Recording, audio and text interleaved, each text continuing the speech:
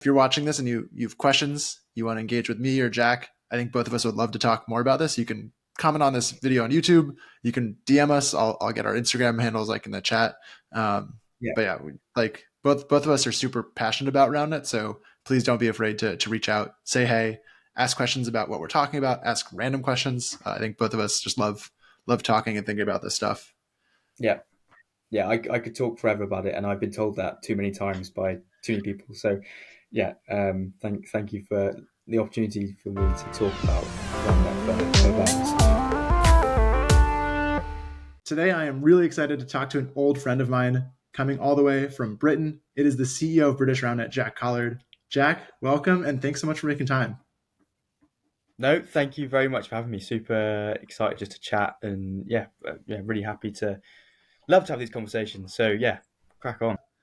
All right. So for starters, Jack, I mean everybody has their own origin story. I'm curious, what is the Jack Roundnet origin story? So, Start as well, far back as you need to. yeah, it goes back to I'm 24 now, and it goes back to when I was 18, so 6 years ago. I went to university and I found Roundnet at university through legend of the game that is Tom Rogers. That people will know maybe in America through Rally Rogers, but also just Tom Rogers' name in general, European champion, and he set up when he was at university, which was before me. He set up the sort of original British Roundnet, which was called UK Roundnet back in 2016, 2017, and he was sort of doing a bit of his like first tournament in Cardiff, which is where in Wales, which is where I went to university. And in my first year of uni, I went and just signed up for this tournament, went and played, met Tom for the first time, really enjoyed playing. And yeah, went again and again and again. He was running some sessions. And then about 6 months later, Spikeball phoned him up and said, "Do you want to come and work for Spikeball?"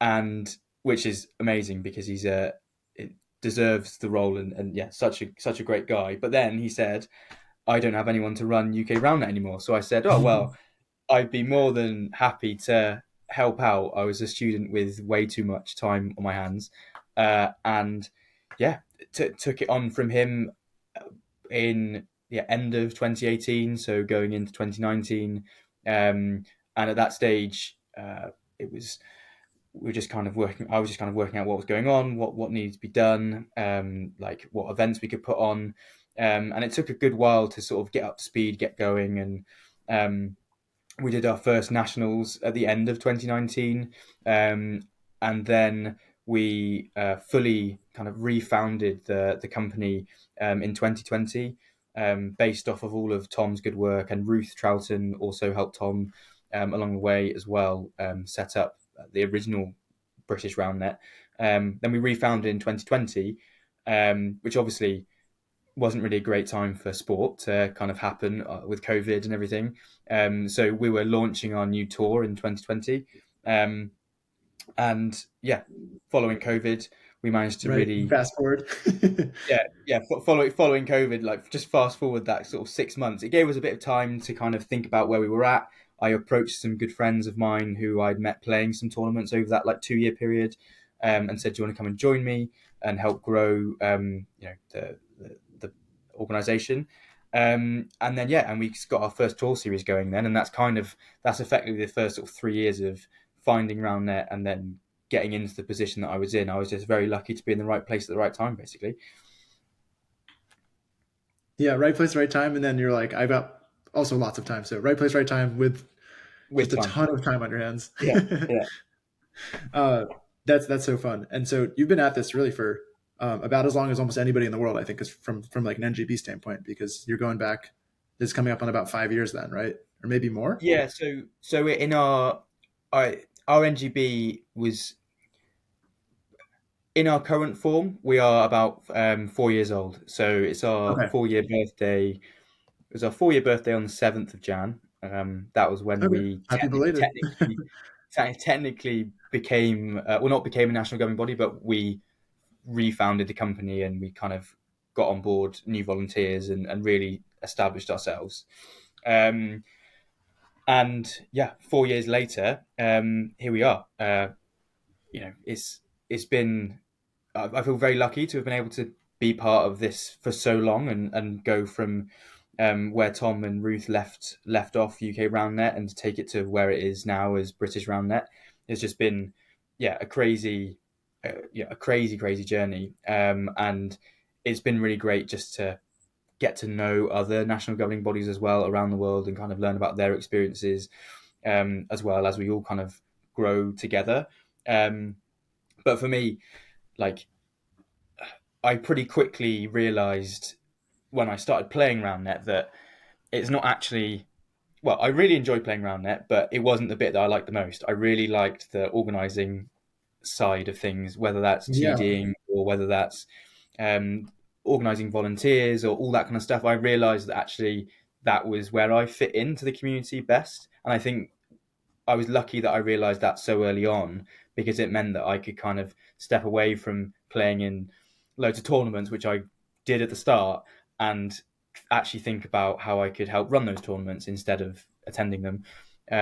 Which, yeah, I think has helped me get to the stage where I am now, and where British Roundnet is now as well. You mentioned you've been doing this for several years and how you kind of found your role really early. I wanted Yeah, to touch on like what drew you to maybe taking on a leadership role in the national governing body so early on, and did you have other experiences before Roundnet in general where you were someone who loves to just kind of build community or connect people, or just do you have other volunteer experiences that you were like, I love sports and building them? I feel like that's a yeah, hard breed to find.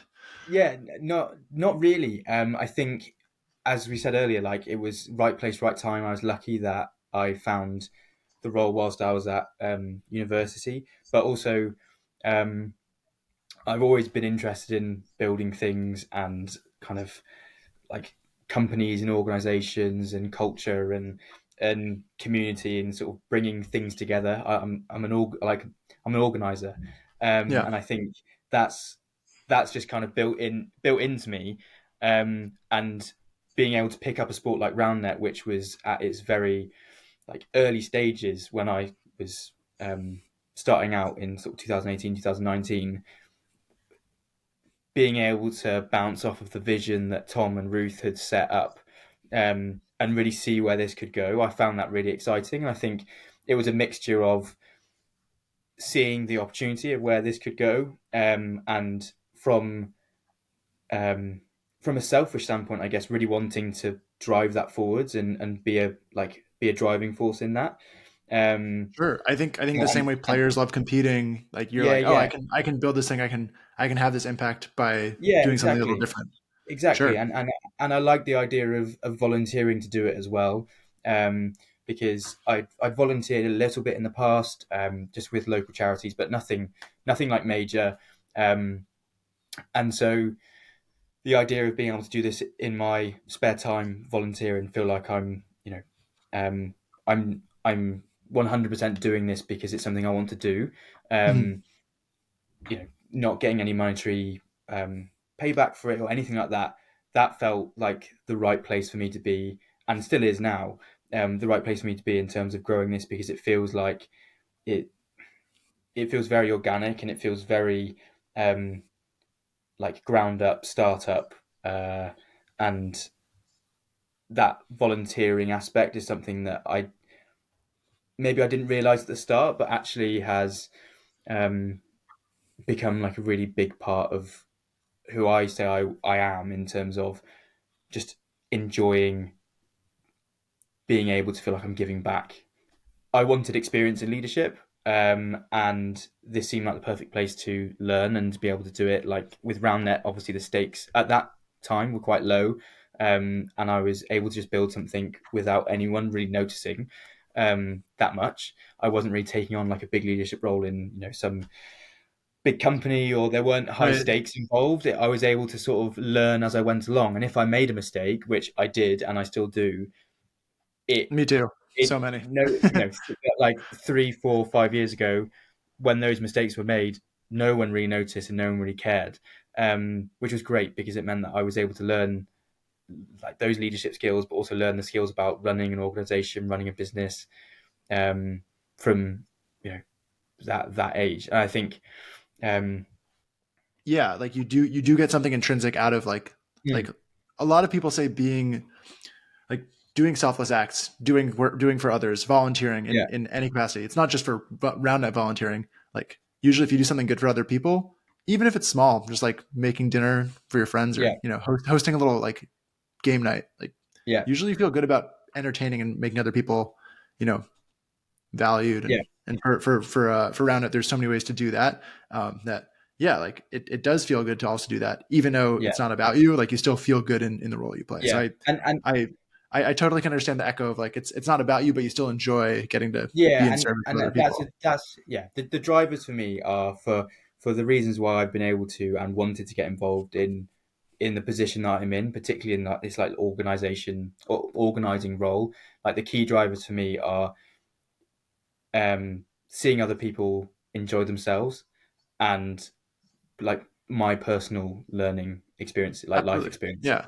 And I think those are the two key things as to why I stepped into the role and why I'm still doing it now, is because every day I'm learning something new, and every single day I'm now being able to see the impacts of what British Roundnet can do through our tournaments and through all the other stuff, but also just the wider like Roundnet community, being able to see everything slowly starting to come together, just Yeah. makes it's just amazing, and I love it, and I think it's a great Roundnet is a great place to be right now, and I'm really happy that I was able to be there from the start and see it come together now, and I'm not going to stop anytime soon. The desire to like serve others and also having just a learning opportunity. Anything you're doing, you get to learn. And so the fact that you get to learn while doing a thing that's fun that you enjoy, I Yeah, think is why probably anybody ever like ran their first tournament or like yeah, did that like random thing that wasn't just playing around it was they were like, oh, I enjoyed this so much. I want to help other people enjoy it in some other way. And there's lots of different outlets people have found across the spectrum because there's, like yeah, you said, there's so many different skills you can pick up and apply. And I've definitely had that similar experience of brainstorming. What's the thing that could be helpful?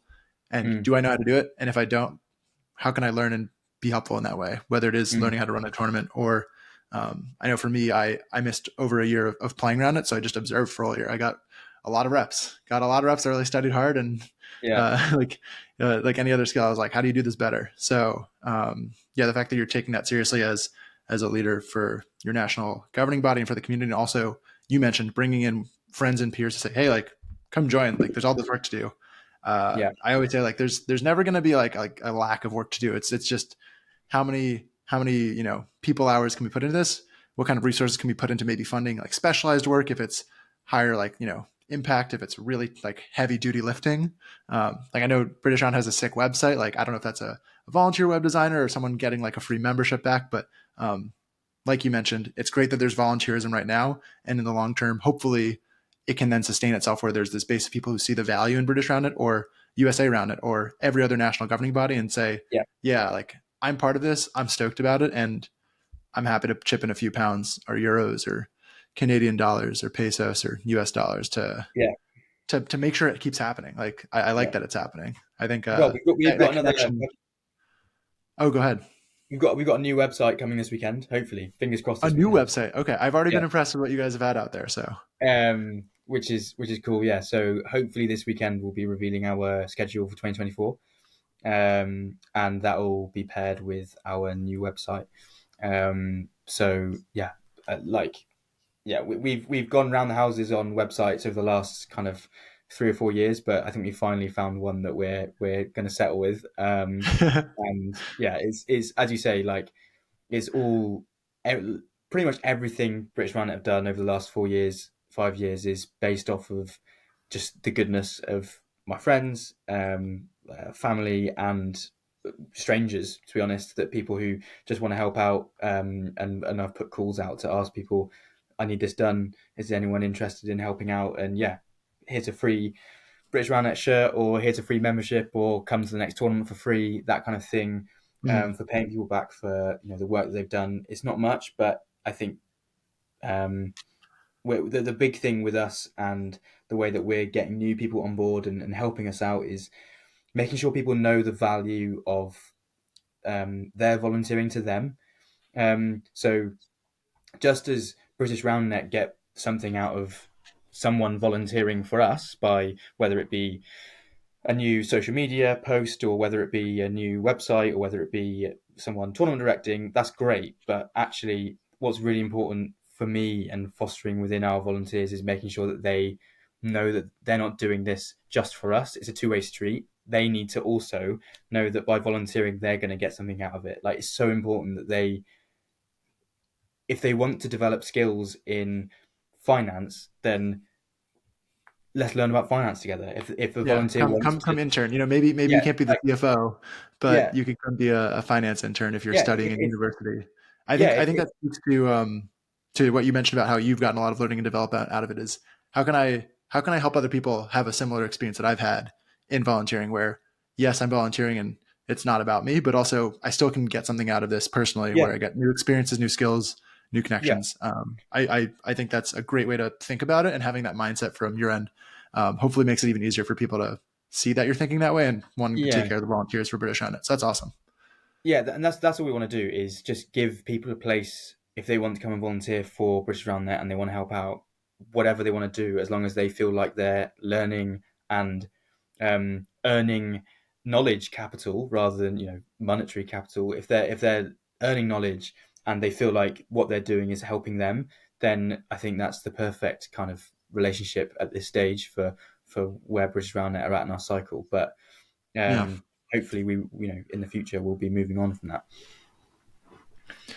So you've talked about upcoming national tournaments. I know British Roundnet, you guys have done like university championships. You've done some coaching trainings. What are maybe some new things? You don't have to speak to a specific initiative if you don't want to. Besides Worlds, we'll get there. What Yeah, what yeah, yeah. is what is something British Roundnet is doing at the national level right now that you're excited about, or that the community is excited about? I think a big thing for us this year that we haven't done before is our sanctioned events. So this year we are, and it's something we want to do for the last couple of years, but our club system hasn't quite been there, or at the level that we've needed to with a number of clubs. But this year we're doing our biggest ever calendar year of events alongside Worlds. Whether that's a good thing or not, I don't know yet. We'll find out. But I'm sure they'll I go think it's a great. good thing. So alongside Worlds, we're planning on doing 16 like GB or British sanctioned events. So whether they be like a major or whether they be a smaller event that's put on by a club, um, there's going to be 16 ranking point events. So this year Awesome. we're actually going to be tracking ranking points properly because we didn't do that last year.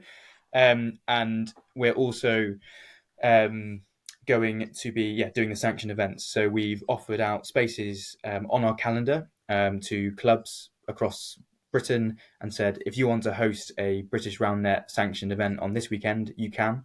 You just have to sign up, tell us that it will be, let us know where you're going to host it, what facilities you'll have, how many people you think you're going to get going. And if they're able to answer all those questions and then show that they're going to do that and they've got it all booked, then it goes onto our website as a sanctioned event. And then based on the number of players that go, that's how many ranking points are kind of distributed to Mhm. the community that go to that event. We don't do anything. The club keeps all the money. The bigger the event, the more money that the club makes, and it's just a good thing for us because it means that more people are getting involved in a British Roundnet event. They go through our Fango, they go through our website. Um, More eyes on Roundnet, more eyes on British Roundnet, but also that club then benefits greatly from being able to put on a Yeah, event absolutely.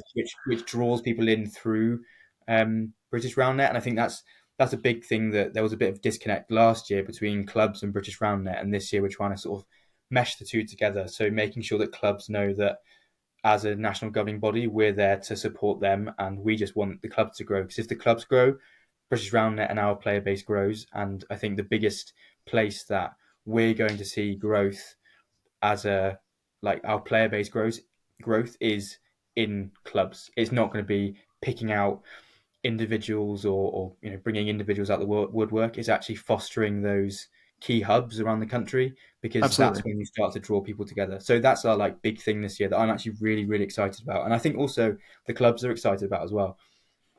That's awesome. Just out of curiosity, to compare to how things have been in the past for British on it, I know you've had like the Hmm. national championships and other events. Do you have a sense of how many, I'll say not sanctioned, just like rounded events generally have happened around Britain? Do you think Like, or is this more about connecting events that have happened before and calling them and like bringing them under the British Roundnet umbrella, or is this also Yeah, trying to promote more events because there haven't been that many? I'm curious if it's more of one than the other. it's there have definitely been. I would say it's really difficult to off the top of the head, but let's say I think it's fair to say there are about 20 to 25 RoundNet events. If you sanction them, then you track them, then you Exactly. can be like, okay, we went here, and now we're going to grow from Yeah. there on So I think quality, on numbers. exactly, and I think that the last year there was about 20 to 25 RoundNet events. Nice, Like whether they weren't all on Quango. Some of them were really informal, just ones that we sort of picked up on social media, and we were saying, oh, where's that come from? Which is cool. But yeah, as you say, us doing sanctioned events is just a way of us being able to track the events that are going on properly, but also kind of create a bit of a uh, create more prestigious events for people to get involved with, because what was happening was that we were seeing that the player base was beginning to get a bit splintered, with some players playing over here and some players playing over there, whereas actually the reason why clubs are putting on events was because they want to earn some money so that they can grow their club. Whereas actually, as you say, if we just do that under the British Roundnet banner and promote their events through us, they still keep all the money, and they're still doing exactly the same thing as they were. It's just through us. Hopefully, we can bring more of the player base together to focus on some of the have more focus on events rather than having a few people at lots of different right? events. It's actually increasing the quality of the events by directing more players to a smaller number of focused key events throughout the year. And I think that's kind of the idea of this year. Whether that happens, we'll see. But I'm really hoping that we'll see more engagement in or just larger events in Britain this year. Copy that. Yeah, that's awesome though. I think otherwise, like, there's so many other things that go into growing Roundnet at the national level. Mm. I think we could talk about them for a long time. Is there something else that maybe you wanted to highlight before I try to zoom out a little bit? Um, I mean, as you say, there's so much going on. I think Maybe one if of I can try to reframe the question, what is like one, maybe not big picture thing even, but what's maybe like one specific initiative for British Roundnet as an org that maybe would spotlight the nature of just like volunteering on an NGB and the work that maybe yeah, like we know about tournaments, like sanctioned events. People are like, okay, that makes sense, cool, yeah, like grow the sport. What is maybe a problem or an initiative that British Roundnet has worked on or wants to work on or is working on? Yeah, yeah. what's something British Roundnet's working on that is maybe niche within Yeah, Roundnet, which is already niche? the behind the scenes things I think is um the like as you say, we've got people who volunteer for us who deliver tournaments. We've got people who volunteer for us who deliver coaching. We've got people who volunteer for us who do all that public facing stuff. But actually, there's a whole bunch of people behind the scenes who are doing stuff that players would never actually see. And those are the big initiatives. Those are the things that actually take the most amount of time. Is apart from putting on the world championships, those are the things that like take the most time. So, for example, like a sanctioned event or just a major, um, I'm really confident that our team now know how to do that. We're well versed. We're well-oiled machine in terms of finding the venue, getting it done, and putting on a great event for our players. I think we're happy with how that's running now, and so it's the things that are going on behind the scenes are the things that I want to highlight. So to answer the question, the two major initiatives that are going on this year is um, the first one is becoming a registered sport. So at the moment, Roundnet isn't a registered sport with the UK government, um, which means that we are just seen as a game. Roundnet is just seen as a game. It's not seen as a sport. Um, Being viewed as a sport by the UK government opens up like funding streams. It opens up just way more exposure. It opens up legitimacy. It opens up just more avenues for interaction, more opportunities for people to see the sport. It's listed on the government website. It's listed on like government sports websites. All that. There's loads of benefits to it.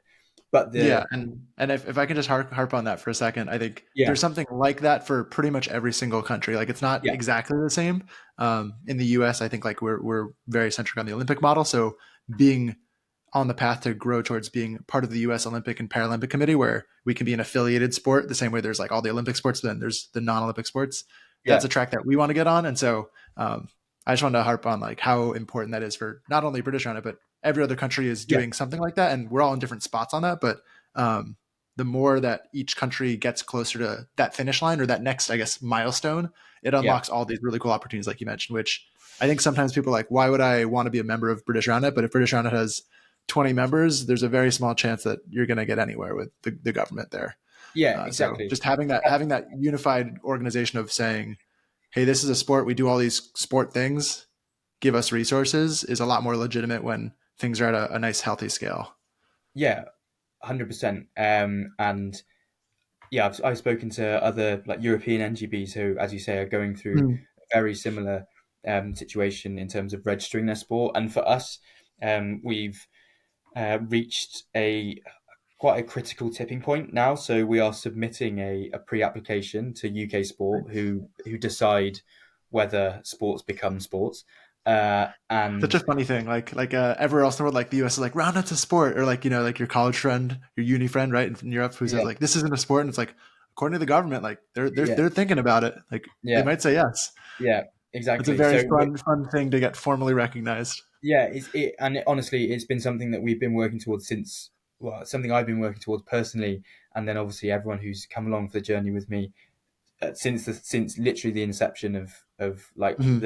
the new form of British Roundnet, I guess. In terms of getting registered as a sport in Britain, there's loads of different things, parameters you've got to hit. You can't even start being registered unless you have been going, your organisation has been going for 2 years minimum. Um, you have to demonstrate participation with coaches. You have to demonstrate participation with um, a certain amount of players. You have to demonstrate that you are affiliated with an international body like the International Roundnet Federation, um, and we can demonstrate all those things now. So we're submitting a pre-application, and hopefully that will be accepted, and we'll have a discussion and an interview with UK Sport over the next 2 or 3 months, and that will start to look at and go into more detail about our player base, our participants, and how we can grow that player base with them and with UK Sport. And then if they accept us, then we get to put a full application in, and then we do a whole other application process, and then we become a sport. But we're on that pathway and we're moving towards it, Mm. and we're really keen to become registered as a sport before Worlds. If we can do that, then that's the goal Wow, for that's us. that's really exciting and an Yeah, exciting really timeline to cool. work on. Yeah, yeah. And there was one other Maybe. thing that I wanted to Oh mention. yeah. Oh yeah. That was the first one. The first one is become a real That sport. was And the then what's first the one. second? What's the second exciting behind the scenes thing you wanted to touch First on? one was becoming a sport, and the second one is we have just applied to become a charity. So at the moment, British Roundnet has been running as a non-profit organisation for the last 4 years. So all the money we've made from our events, everything that has come in through merchandise, all that kind of stuff, has gone straight back into the organisation, um, and has been used to either stock reserves or buy Roundnet equipment or put on bigger events, pay for coaches, all that good stuff. Um, However, we've been running on effectively a charity model for 4 years, but we've never actually registered ourselves as a charity. And Interesting. to register yourself as a charity in the UK is quite a complicated process, which is why I've never really dug my teeth into it properly. But the benefits are quite far and wide ranging, including like tax relief, and you get lots of free things from Microsoft, and lots of things that as a national governing body we would actually really benefit from, and that would reduce our monthly expenses quite a lot. So this month, January 2024, we submitted a charity application to the UK government to request that they say or recognise British Roundnet as a charitable organisation, um, because we've been acting as one and no one's taken any pay for the last 4 years. So why not actually properly become one and get all these benefits? But again, that's a really strict process, and you have to have lots of checks and governance checks in place and policies in place to become a charity. It's not just, can we become a charity? Look at our bank. It's like It's zero. policies. It's policies. Yeah, it's policies, and it's um, like governance, and it's making sure that there's ethics committees in place. It's making sure that there's good equality within the organisation. It's a whole load of things before you can actually even start thinking about becoming a charity. And that's what we've been working on over the last 4 or 5 months. And I'm really pleased to have been able to appoint a board of non-executive directors. So British Roundnet is now effectively run by uh, five really great people who sit on a board and effectively look after the organisation. They decide whether I'm doing a good job or not, and they can kick me out if they don't think I'm doing a good job. And I took that decision to effectively pass on the company to these five individuals, because it keeps me accountable. And they are five like very experienced business people who've worked in the From charity outside the sector. Roundnet world, right? If I'm not From mistaken. outside the round net world, Yeah, yeah. you've taken just So professionals they, that know about nonprofits and yeah, organizations and leadership, and maybe exactly, they've been on exactly, other nonprofit boards before. correct, I knew a little bit about this, yeah, but yeah, I want to just highlight that for someone who maybe doesn't know. It's like yeah, yeah, you've and basically got and yeah, no, experts from other industries coming in and saying like, this is how you should be running this, even though we don't know much about Roundup. We know about yeah, organizations, we know about building structures, and we know about ethics. correct, yeah, and that's exactly it. So yeah, our second big one is becoming a charity and appointing these really great individuals who now are custodians of British Roundnet effectively, and guardians of it, and making sure that the people who now operate on British Roundnet and work on the day to day on British Roundnet, like myself and my fellow volunteers, are doing as good a job as they can do. And Mm, I basically got to a point middle of last year where British Roundnet was going through good growth, and I just said to myself, I'm getting out of my depth here. If I want to take it to the next level, I need more help. And so, yeah, I searched for 4 or 5 people to basically come in above me who have um, 10 plus years experience in business development or in sports or in charitable organizations, or, yeah, as you say, building structures and organizations and non-profit companies, so that they can say, this is actually how you find the money. This is how you find the right people to join you. This is who to talk to in this organization or this government, and bringing those links in to the organization where I felt like I'd hit my ceiling in terms of the value that I could bring to British Roundnet. I needed to learn more off of other people. There was only so much I could teach myself off of YouTube and sure. like TED talks and everything. And they've been great. And so far we've had a really good relationship together, and they're just helping us go from where we were last year to hopefully submitting this UK sport application and becoming a charity. So they've been a really, really great help, and has effectively changed the structure of British Roundnet from what we were before, where we ran off of like a committee basis, where people were elected into roles, that kind of thing. We don't do that anymore. We are run like a company, like a business would. So people are hired and as volunteers, though hired as a volunteer, and the non-executive directors, or the trustees, as they will be known, have the ability to recommend that people no longer volunteer if they aren't able to do their job anymore, and that then we go and hire for that role, which just means that whilst we're volunteering, and there's still it's increased the accountability on people in British Roundnet and within the NGB, um, but also it just means getting new people on board is far quicker, and we can move and be really agile as an organisation and get people coming on, creating ideas and getting things moving. So yeah, we've moved away from that committee model to this more, I guess, standard company structure as you'd expect at your kind of everyday company. Those are the big things that are going on behind the Those are scenes. awesome. The only other questions I wanted to push into here on this trustee and like more like organization structure is Yeah. um, what methods does British Roundnet use now if you're not um, having people, I guess, elected to positions? How do you still prioritize and focus on listening to community and also like working on things that are meaningful to the community in a way that is hopefully still at least democratic in some nature, even if it's not like operationally exactly a democratic like election board or a Yeah. democratic process for other things? So one of our non-executive directors or trustees, they have to be from the community. So they are called. It's called the player's voice role, and they are put themselves forward for the role, and the trustees, the rest of the board of trustees, will select, do interviews, and select that person for that player's voice role. So that's one of the key ones in terms of having a player who sits on a non-executive director committee of an organisation, who ultimately make a lot of the major and key decisions about how the organisation moves forward.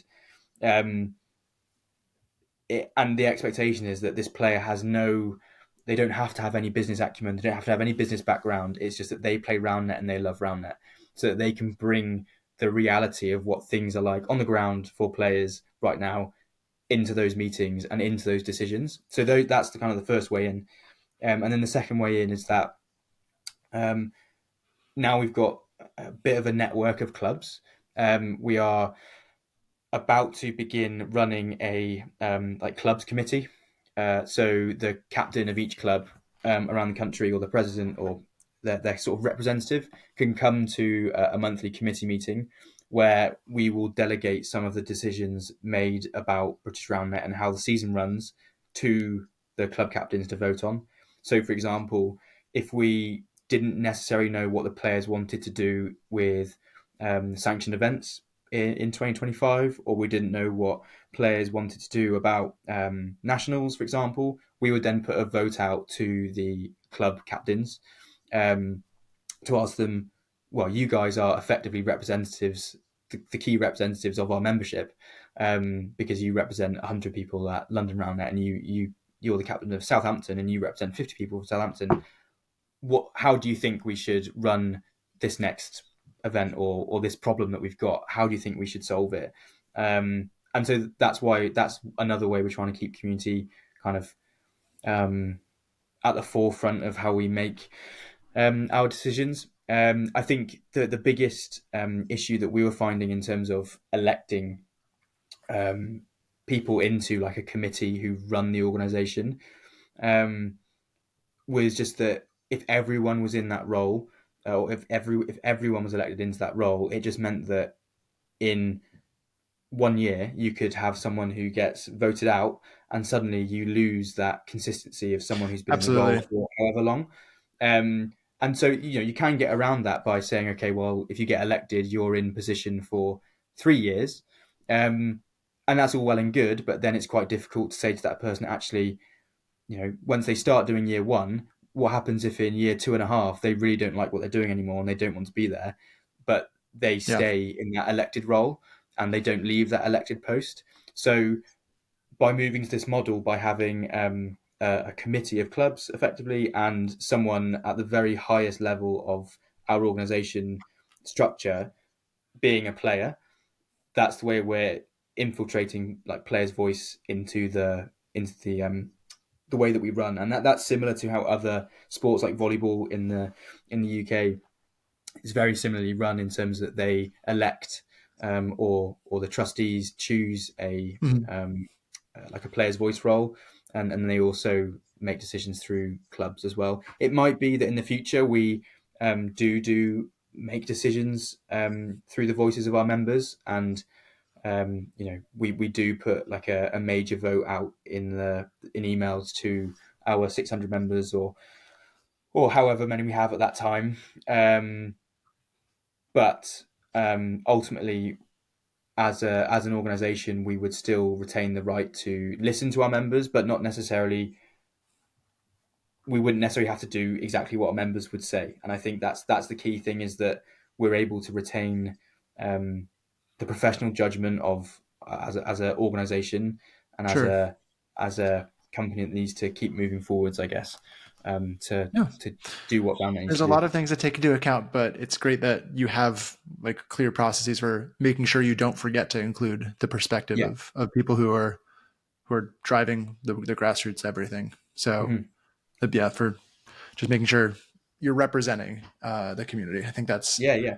that's the challenge. I think for any like big organization anywhere is you've got Yeah. customers, you've got stakeholders, you've got members, and they're the reason that you're gonna I'll cross my fingers, but like hopefully become like a sport and become a Yeah. charity, right? It's like it's something that's been done in partnership. So just making sure that that partnership is honored is super important, and also sometimes easy to lose sight of from the player side of things when they're not maybe as knowledgeable about all this behind the scenes stuff. So a little bit meta, but hopefully this kind of stuff gets people thinking about those things. Yeah. Yeah. So we I guess we dug into a lot of things on British Roundnet.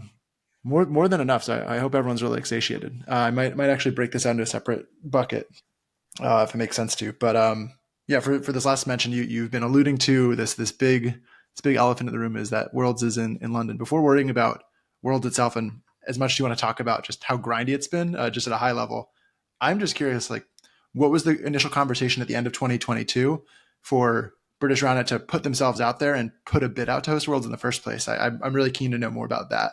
Yeah. As soon as the 2022 Roundnet World Championships finished, I went up to Frey and I said, "Amazing job! You've done an amazing job. We'll do it in 2 years' time." And I said, and that was on the evening of the party evening at the Roundnet World Championships. And I said, "Is there going to be a bid system? I want to know." Like I was so that evening, I knew that I would love the World Championships to come to London and to come to Great Britain because um, just the ability to put on an event like that has the potential to really transform the way that British Roundnet runs and how Roundnet is viewed in Britain. Not only do I think and do I still believe that we can put on an amazing event, but also at that point in time, I saw the hype that was created around Roundnet in Belgium. I saw the enthusiasm that came from the community and just I wanted to bring that over to Britain. I wanted people to see Roundnet in the way that people were seeing it in Belgium. And so, yeah, the idea for the bid came on, yeah, whilst I was in Belgium, sat with the rest of the British Roundnet squad players. And I just said, we're gonna bid. If there's a bid system, we didn't even know if there was a bid system at that point, but I just said, we're going to do it. And then, yeah, like 2 weeks later, the IRF put out their system about how they're going to run the bid system. And yeah, as soon as it came out, that was it, it was our off season. It was sort of November time, and so we had a bit more time, and we worked together to write the bid and put together a really nice document in terms of how we wanted things could run and how we thought we could do it in 2024. Um, and yeah, that's kind of how the bid came about. Fast forward, you do this bid, you get the application in. It comes down to London and Paris. Ultimately, London is awarded Worlds 2024. What has the Worlds prep life cycle looked like? Because you've been at this for over a year now, and we still have over half a year to go. Yeah. Well, so when the email came through, I was at work. So my day job is a town planner, urban planner, and I was sat in work and I was crying. I genuinely couldn't believe it. It was like one of the I think the biggest achievements that I think the British Roundnet team has done to have won this bid against France, who have hosted much larger events than we had at that point, and are a great NGB as well, and further down the line than we are as well in terms of their development. I think um, so. To have been able to do that was amazing, and but putting the competition aside, just the fact that we got a bid in and we all came together to create that bid was just amazing. So, yeah, that was just the actual moment of receiving it and giving everyone the news was just unbelievable. But then since that point, which was about March April time last year. Um, it's all about getting the fundamentals in place up basically through April through November just gone. It's all about just been making sure that because we hadn't actually obviously agreed, paid for, or gone into the super minutiae of how the event would run with the venue, because it was just a bid at this point, and we knew we were up against five others when we put the initial bid in. So there was still a lot of initial groundwork to do in those first sort of 3 or 4 months, 5 months even, which included just securing the accommodation, securing the Mm. actual pitches, working out, okay, we've actually got to do this now. How is it going to work on the map? We have this great venue. How's things going to fit together? What's the initial map going to look like? Where are we going to put pitches? All that kind of really high level stuff.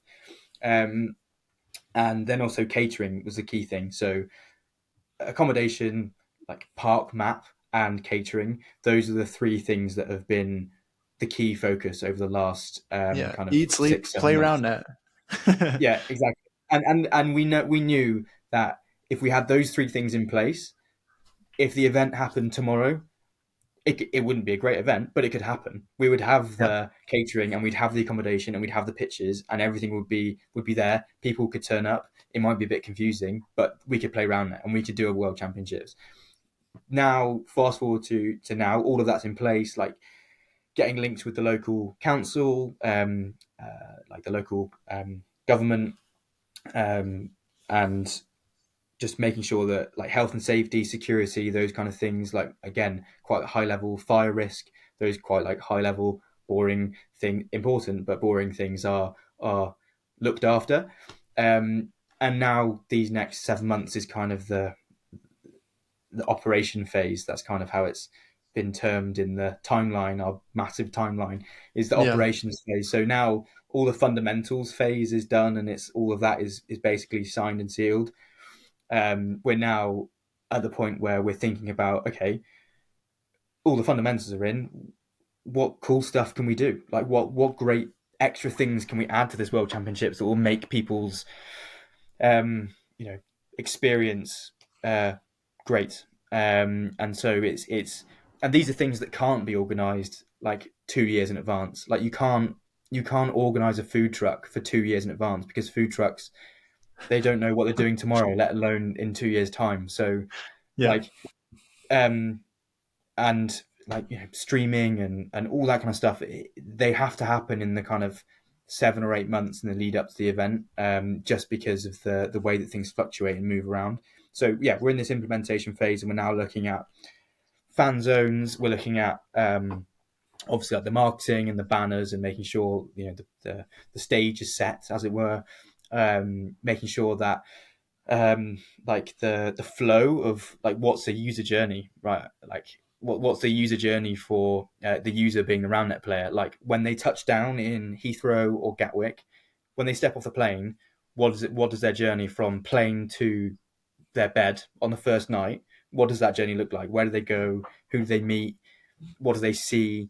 Thinking about all that kind of stuff now in this phase is what we're looking at. Yeah. And we've got a really good team at Surrey Sports Park, which is where it's happening. Um, they're being really, really helpful. The pitches are like super high quality. Like professional rugby teams play on the pitches, and they're letting us use them and tear them up, which is very kind. I promise. I promise we won't tear them up too much. As long as it doesn't And rain, right? Like if it yeah, rains, all bets are off. But if yeah, it doesn't rain, there's a chance we could just, day one is on these circles, then we like move. Day yeah, two is the here, right? We just like yeah. have to keep moving the feature chord around. Yeah, and they've got a really really good um, grounds team. They're actually bringing some of their spare pitches up to like grade A standard. So currently they've got training pitches that are um, they just use for like spin-off events or carnivals or whatever. But they are now bringing those up to the standard of their professional level pitches, and it's actually an investment for them to do that. But they see it as a good investment because it means that they can use those pitches for professional sports in the future. So they're bringing that up to standard just for us, which is great.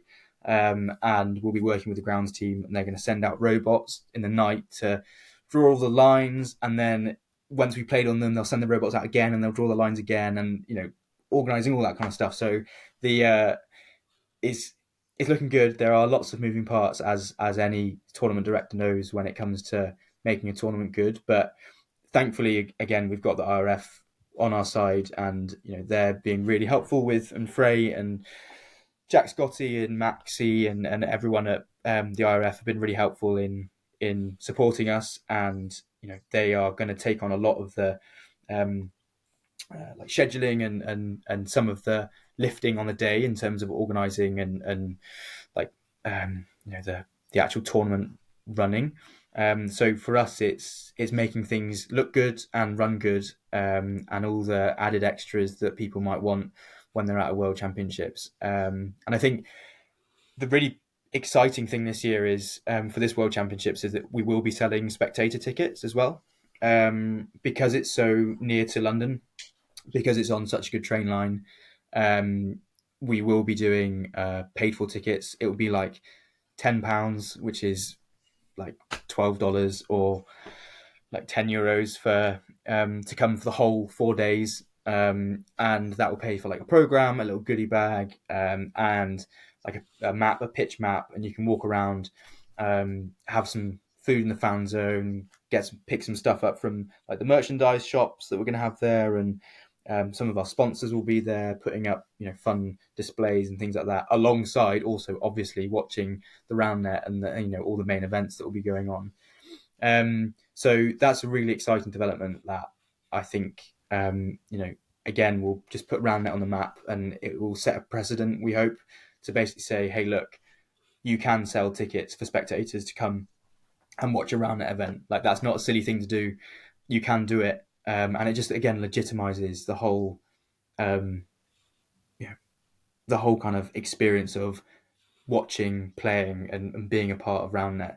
Is that if we're able to say to people that it's actually worth you paying a bit of money to come and watch this, because you'll get a great event experience in return, is that's what we're trying to aim for. It won't be many. We're thinking maybe 200 spectators a day, 200 spectators a day, and we're going to be working with like the local schools and local communities to get free tickets out. So if you live within like 1 mile of the sports parks, it's right in the middle of a residential area, you'll get free tickets. Nice. They can come and watch, and then they'll tell their friends, and they'll tell their friends, and who knows, maybe there'll be 1,000 people on the door on the first day. Yeah, I was gonna say it's one of those things that you can't even do 6 months out. You have to do that like 2 months out maybe, because Yeah, the marketing is like, oh, like I don't know what I'm gonna have for breakfast tomorrow. Like, yeah, exactly, let alone if I'm gonna go to this Roundnet World Championship in the summer. Forget about it. exactly.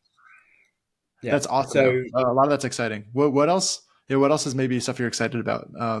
You talked really well about how it seems like IRF is kind of like running Worlds, British Roundnet is hosting Worlds.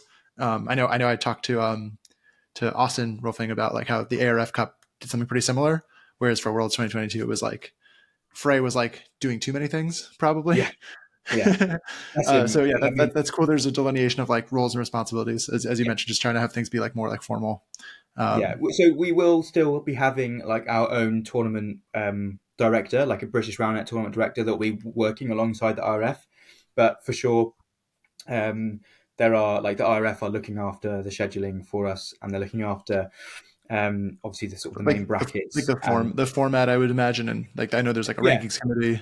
exactly. The Like, rank you that don't the have rank to seed the teams. I know it's yeah, like, oh, like British Roundnet, we're gonna seed the teams. I think I remember reading the really impressive visual of like the bid for Worlds, and I was like, yeah, we could definitely seed the teams. And I'm just reading that skeptically, like, maybe.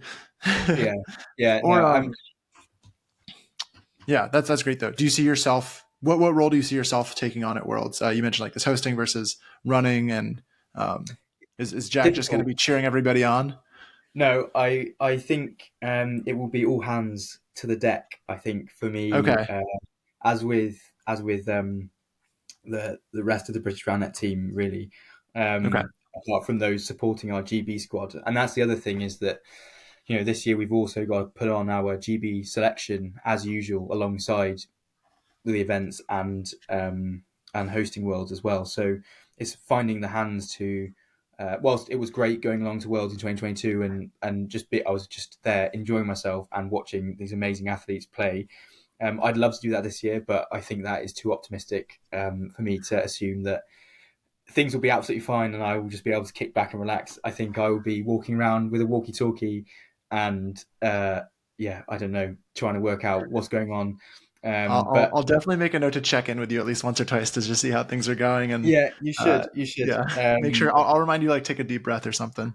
Yeah, I think I'll need it. No, hopefully, if we have like we put our volunteer call out, and the council have been really, like the local council, have been really good about saying they have like a volunteers group, and so we're going to be doing volunteer briefings on the Monday and Tuesday before, like at the venue, so that everyone's like really clear about what they've got to do, whether they're just giving out programs or whether they're standing and marshalling players around or whatever. And I think in terms of what my role will be, hopefully it will just be a case of meshing everyone together and answering any critical queries. I think is the key thing that I'll be able to kind of add to the mix.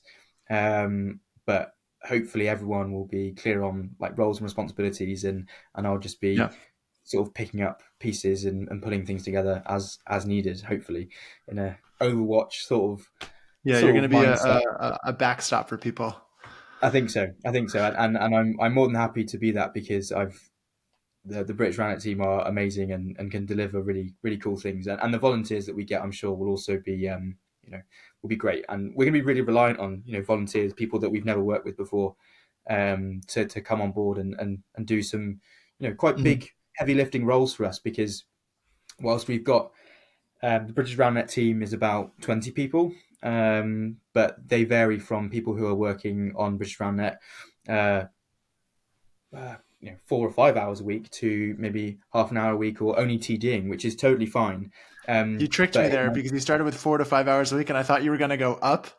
no, Like no, no, no, that no. was the minimum, and I was about to Yeah, no, like jump out of my no, chair if you told me some people were working like no, no, no, 30 no, hours no, a week or something no. on I think average. it's Like, no, no, no. It's definitely that those are definitely your maximums. I think, but there will be people like volunteers that we're going to have to bring on board that we haven't worked with before and who haven't maybe done anything with Roundnet for, but might have like a really important role um, in absolutely. delivering the World Championships. And the only way this World Championships is going to get done is by us being able to find extra people to help out. And again, that's just something that we can't organize until like 3 or 4 months before because Absolutely. people, as you say, don't know what they're going to be doing in 6 months' time. And so Yeah. we're just building that volunteer team up, trying to work out who's interested in what. And then as we get closer to the time and we really understand what is going to happen on the day, on each day, and nail that down, that's when we'll be able to sort of delegate those clear roles about what needs to happen.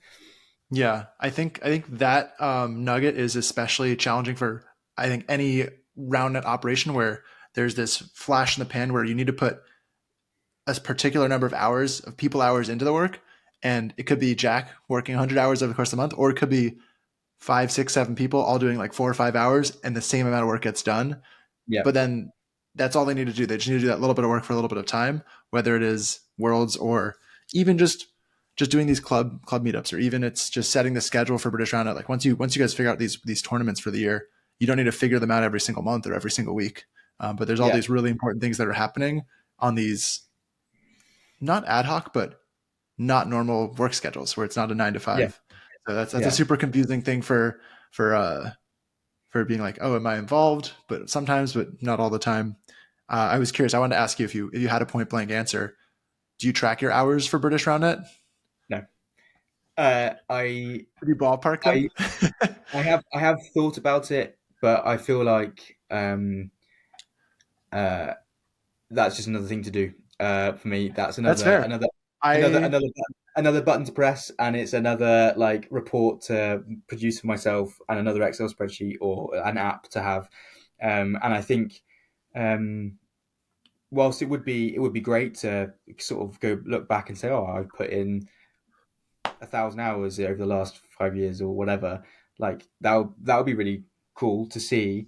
But at the same time, it's I don't think that will give me any kind of benefit apart from nostalgia. And I'm happy to look back on what I've achieved and what the team's achieved just through like pictures and messages and emails from years ago to see where we've come from. But yeah, I don't want to track hours. It's really hard to put a number on it and how much it is. Some weeks it is, some weeks it's nothing. That there have been weeks over um the last 2, 3, 4 years where I've done absolutely nothing.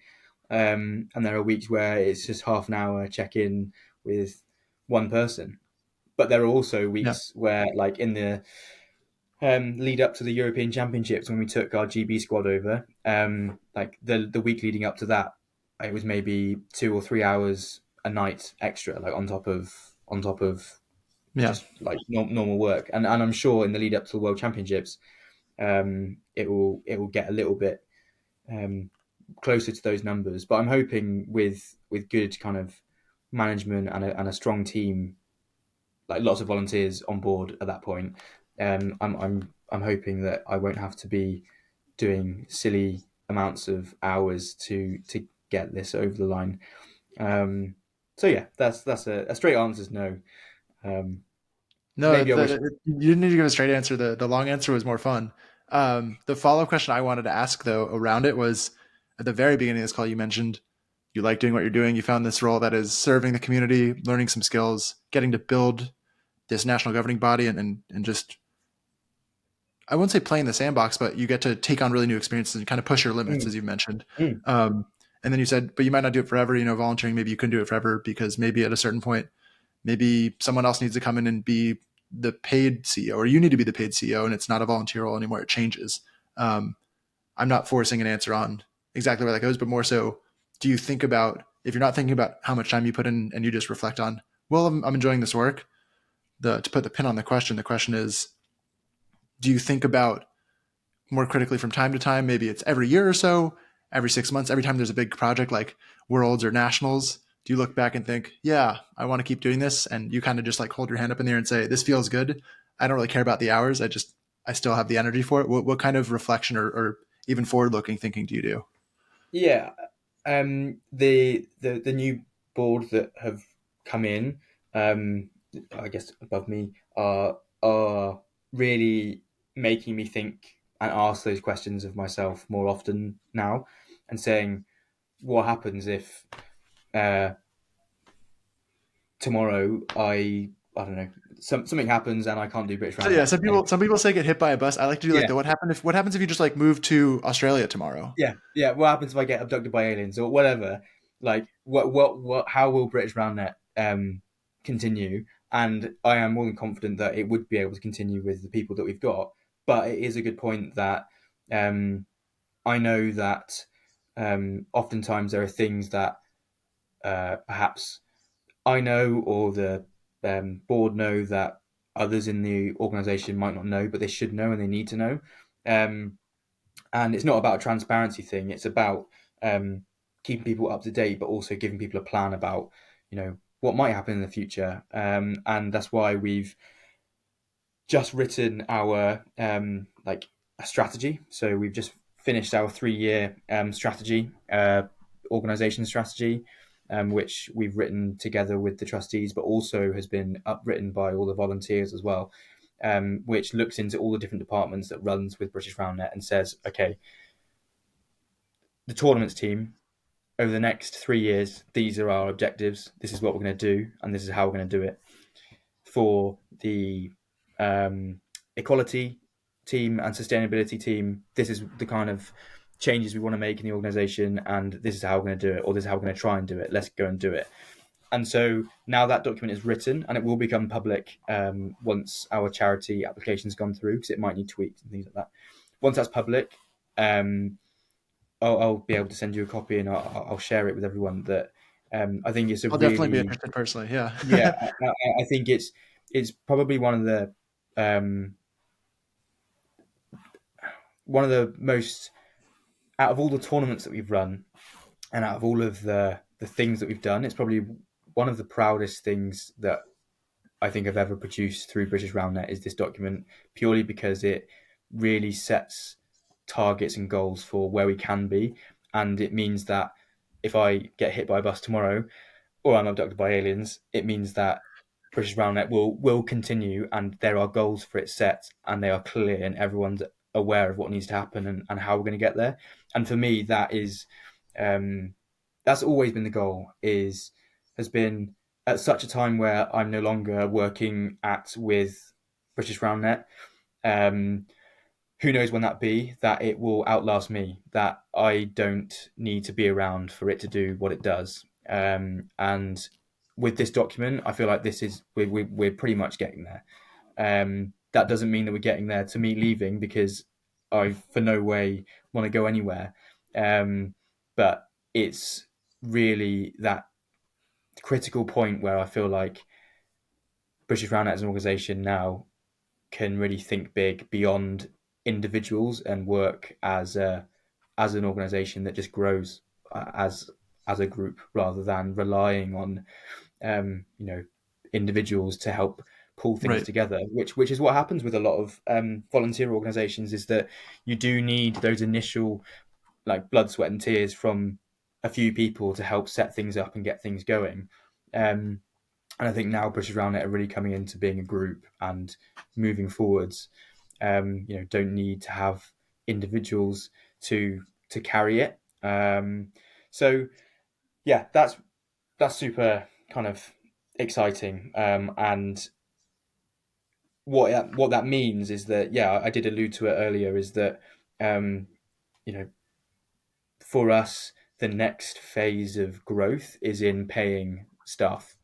That's where British Roundnet suddenly becomes more productive, more sustainable, and uh, hopefully you see, or we would see, more growth in what we do. However, um, paying your executive members first is, in my opinion, not the way to go about it, because if you're um, I really like to do big thinking. I really like to do strategy. I really like to work on structures and organizations and developing people and making people bring the best out of the volunteers that we've got.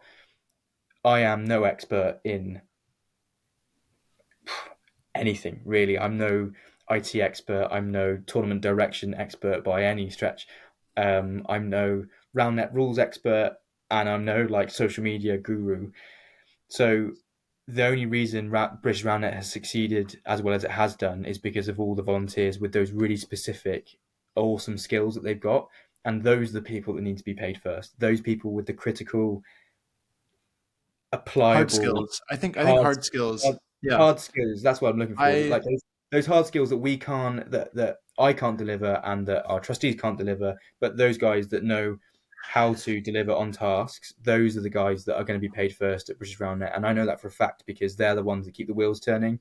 And if it means that, um, like in our longer term strategy, yeah, we'll be looking to. It might be a member of our admin team comes on board part time for a day a week in 2025, or a member of our social media team is paid a day a week for all of 2025, and it just means that suddenly you've got people working a whole day on producing content, and you're able to bring in top talent as well. You're able to bring in freelancers, whereas obviously volunteers are awesome. Um, and they do have those hard skills, but where you aren't lucky enough to find, to like plug those gaps. For example, there are definitely gaps in British Roundnet at the moment where I'd love to find someone with those specific skills, but there mhm. isn't a volunteer to do Yeah. that. And so it might be that those become the first paid roles. I'm unsure, and that's something that we need to go away. And once we're able to be in that paid situation, we will. So yeah, that's the kind of thinking behind how stuff will happen and who'll get paid first. But as I say, it won't be me. It's those people that make British Roundnet happen. Yeah, two interesting things that come to mind there is the first part of you mentioning the skills that people are bringing to media or IT or other maybe hard roundnet skills, anything on the play and Yeah, growth and development side of things. is that those are things that are really valued. And then the funny thing on the flip side was that that kind of implies like anyone could be Jack. And I don't think that's necessarily true, but I think you were kind of saying like anybody could just step in here and do the strategy and do the big picture thinking and do all the connecting and overall things, which I know you're not saying, but in saying like these other people should get paid first, at least loosely implies that, which I don't think you mean at all. I just, it's a funny thought that popped into my head of like, of Yeah, course the work that the leadership does is also super valuable, but I think maybe also what I take out of it in some of my leadership roles is I get like all these cool experiences of leading and learning that the person who is just helping build a website, like maybe that's not giving them that same outcome. So the way that you talked about volunteers needing to get something out of it is make sure they get something out of it, but also if it's maybe a more just like making the wheels move, we should pay them for it. Um, is that a fair estimation yeah, of no, fair it comparison? is fair. It is fair. I think, yeah, like I I've learned a lot of the softer skills in that sort of leadership and that like development area just because I've been doing this for 4 years and I've been lucky to be able to have learned a lot of the soft skills that I've picked up. But I think also um, I will continue to do this without being paid for as long as it needs to happen. And I think that's one of the key things is that I'm super motivated to stay a volunteer and stay unpaid for what I do because I love it. Not to say that other volunteers within the organisation don't love it. I know they do, but you're more likely to find or get things done quicker if you're able to find the people that will be paid for it because people don't share. It's a fact. People do not share the same um, uh, passion for wanting to stay up till really late at night because that's okay because they're working on their other project or Roundnet isn't their first thing and that's okay. But those people that have those really critical skills are that would be motivated by a little bit of monetary incentive. Then that that's the perfect kind of balance I think for me in terms of yeah who kind of And ends up that was getting paid first.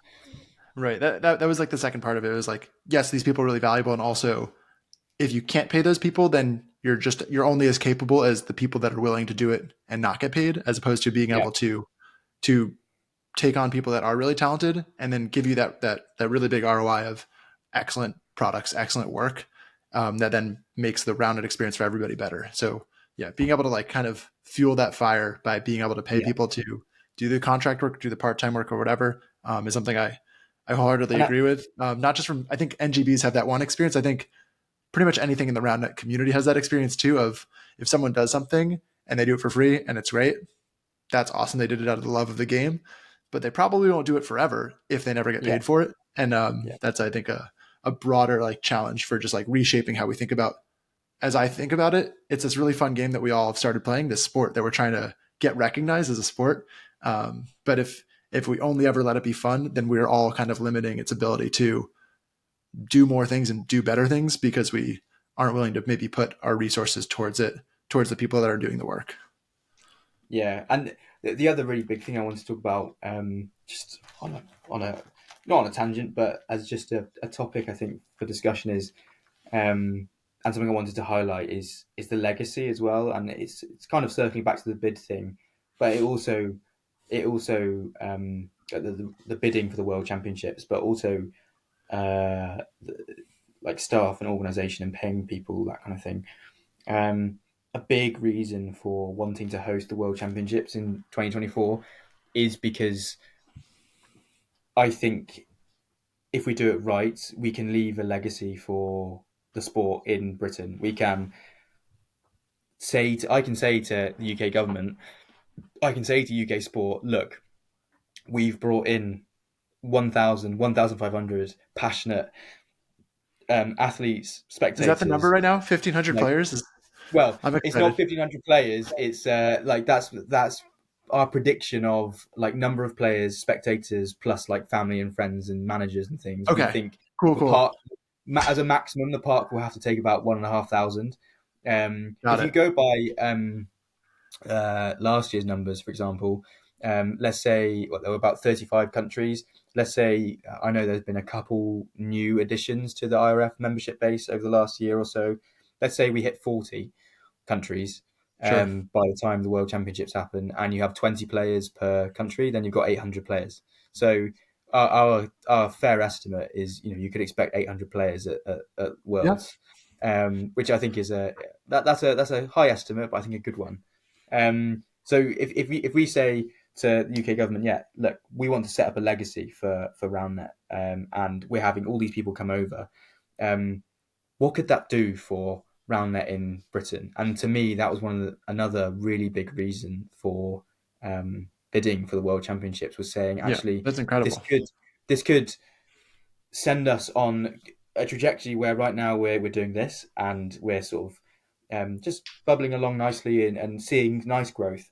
Whereas actually, you bring us the World Championships and we platform it well, and we use it well, and we spread the word well, then Roundnet in Britain could suddenly go on an exponential growth path and kick off. Um, that's due to exposure. That's due to like exposure to not just the public, but also to sporting bodies in Great Britain, and people like funders who might take notice.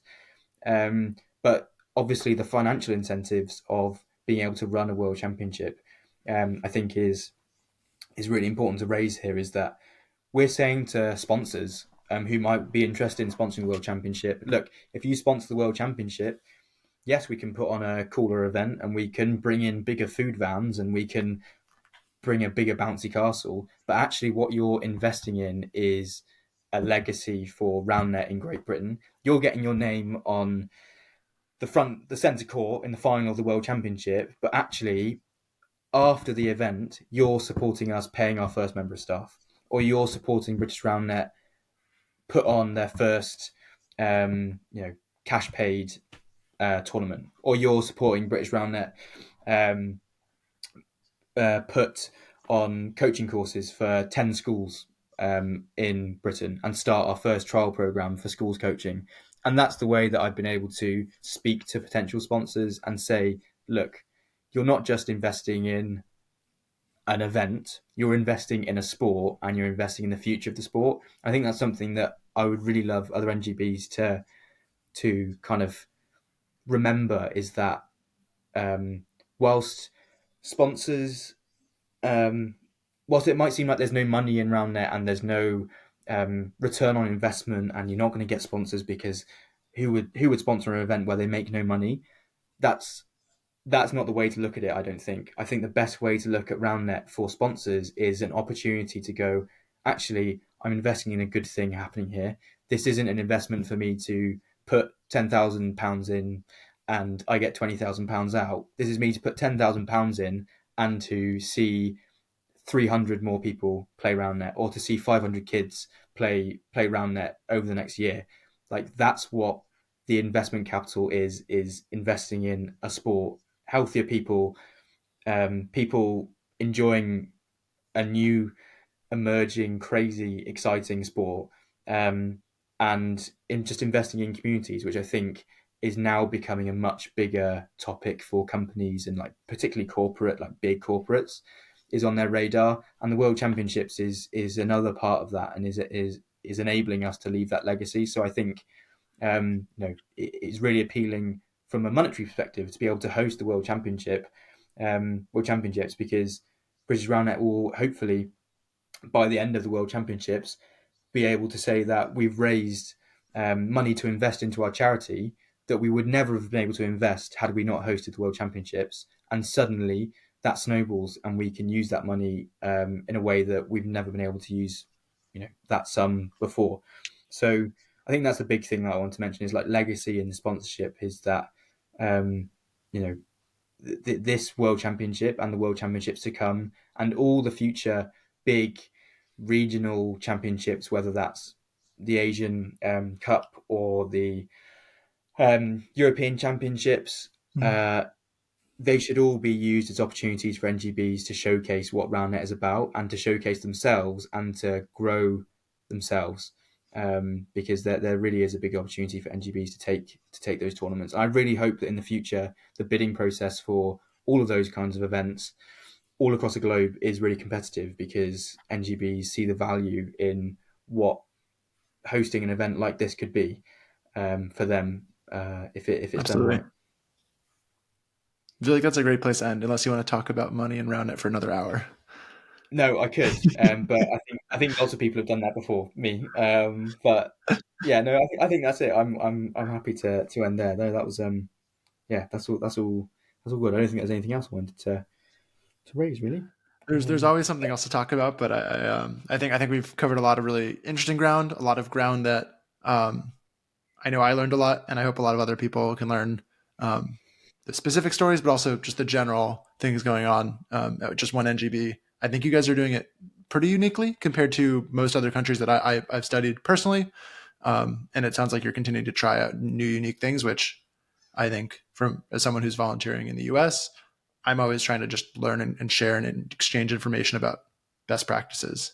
So Yeah, I'm and I'm excited to always keep learning from always you. yeah. Thank you very much, and I'm always happy to um, like answer any questions or have conversations with anyone. Like I'm in a very similar camp to you, where I want to learn about how other countries do what they do, and what are best practices to learn from. So I'm always happy to chat, whether it's about RoundNet or whether it's about professional development or whether it's about football or whatever. I really don't mind. I'm just really happy to be involved, and it is an honor to like to be able to host World Championships one, but also just to be watching like just the round net scene grow on this like global scale, and just to have conversations like this with you is just amazing. So thank you so much for chatting and the opportunity.